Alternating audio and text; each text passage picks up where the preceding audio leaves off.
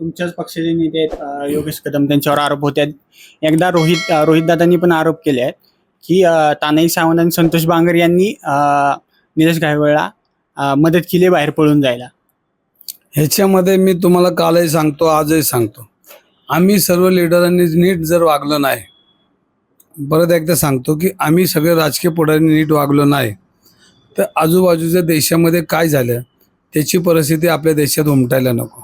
नेपाळमध्ये काय झालं, श्रीलंकेत काय झालं, ज्या दिवशी जर आम्ही नीट वागलो नाही तर त्या दिवशी रस्त्यावर धरून पब्लिक मारतील ह्याचं भान आम्ही सर्व नेत्यांनी ठेवलं पाहिजे.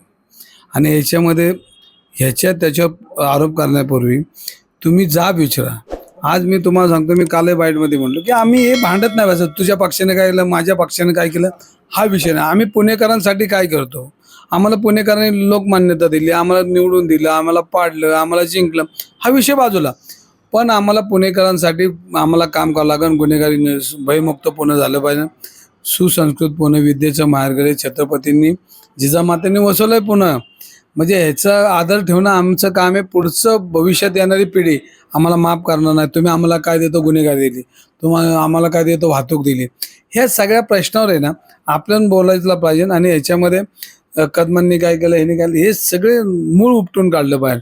आणि गुन्हेगाराला जात नसते आणि पक्ष नसून नेता नसतो, ज्याची सत्ता त्याच्या ताटाखाली गुन्हेगार जाऊन थांबतो. म्हणून तर आम्ही चंद्रकांत दादांना मी विनंती करतो की एकदा एक घाण काढा, एकदा स्पष्टीकरण द्या, चुका होतात चुका होऊ द्या, पण तुम्ही एकदा म्हणा ना आम्ही हे नसते नाबूद करतो. गौतमी पाटील हिला कधी उचलायचं, अरे मग ह्याला म्हणा ना एकदा कधी घ्यायचं, एकदा जा ना कमिशनर ऑफिसमध्ये ह्याला घ्या ना.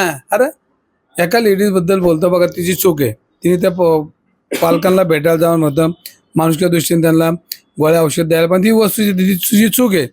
पण तुम्ही आमचा कार्यकर्ता करतो रे, उचलले त्याला, अमकं कर रे, हे म्हणताला शोभतं का?